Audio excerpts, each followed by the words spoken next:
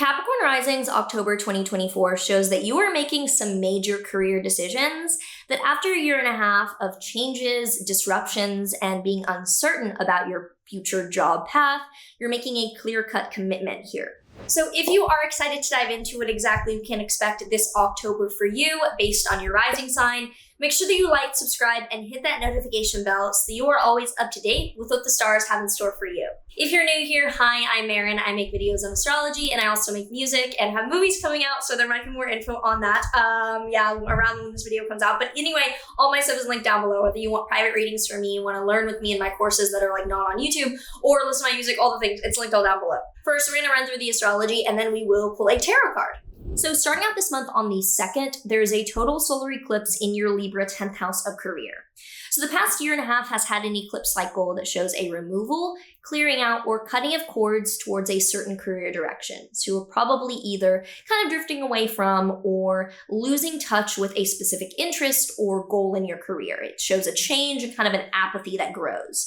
This shows that now we are ending that with a firm decision on your part to make a career decision. It could be signing with a new company or a new position or yourself launching a new project that will be kind of the forefront and not necessarily the point of change like it was over the past year and a half. You're more solid. On the 5th to the 6th, Mercury, also in your 10th house of career, is going to square Mars in your 7th house of relationships. So do be aware that either an important romantic relationship or some other one-on-one partnership in your life will be frustrating or at odds with this career decision and could be, a contract issue, or could just be that your partner is upset with the decision you're making or that it's causing some frustration. However, from the 7th to the 9th, Mercury and Venus, now in your 11th house of networking and friends, will be trine Mars in your 7th house, showing that there is a positive connection at the end of the day with the people that are involved in or networking around your career and your significant other, your manager, whatever the important other person in this context is. On the 9th, Jupiter will be stationing retrograde in your Gemini 6th house of physical health or coworkers.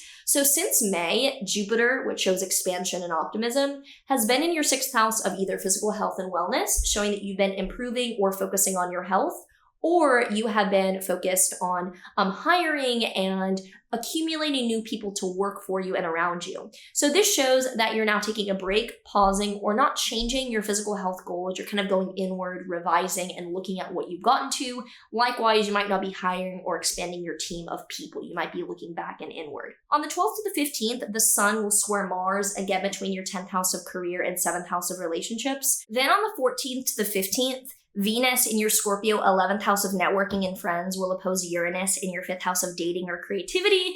So do be aware that there could be a random disruption or shakeup with something like a person you're dating or a creative project that could socially or like networking wise disrupt you. You could find that like the person you're dating is embarrassing you and that causes issues with your friends, or that creatively something that you're doing is not received well and suddenly you're embarrassed and having to deal with that. Kind of shows fallout in that way randomly middle of this month. Then on the 17th, there is a lunar eclipse happening in your Aries 4th house of home or family. This shows that after a year and a half of a ton of focus on building up a foundation, whether it is family, property, home, you put a lot of focus into your house, you are now letting go of and either like selling your property or moving out, or just you're finished like renovating or finished focusing on a project to do with home or family. Also on the 17th, Venus enters your Sagittarius 12th house of mental health, showing that the last week of October and about the first half of November, there's going to be more ease and improvement when it comes to your inner spiritual path and mental health decisions. On the 23rd, the Sun will be entering your Scorpio 11th house of networking and friends. So Scorpio season is going to be more social for you guys. I'm Capricorn Rising.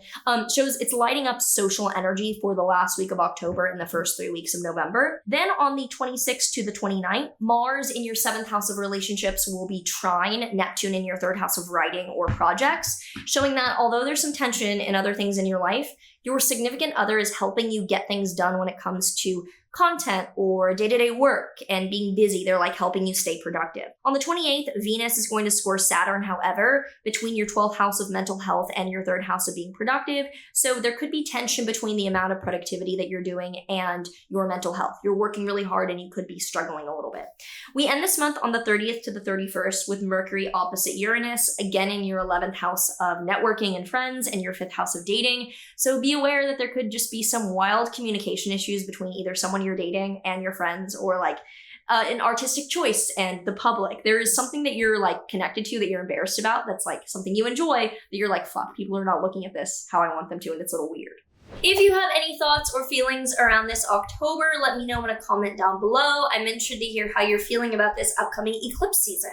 The tarot card that we have here for Capricorn Risings this October is the Chariot. So when the Chariot comes up, this is like your car or your mode of transport to get you somewhere. Take the opportunity to get somewhere. When I'm seeing the 10th house activity for us, I am thinking, okay, there's a career opportunity that's going to get you somewhere. Fingers crossed.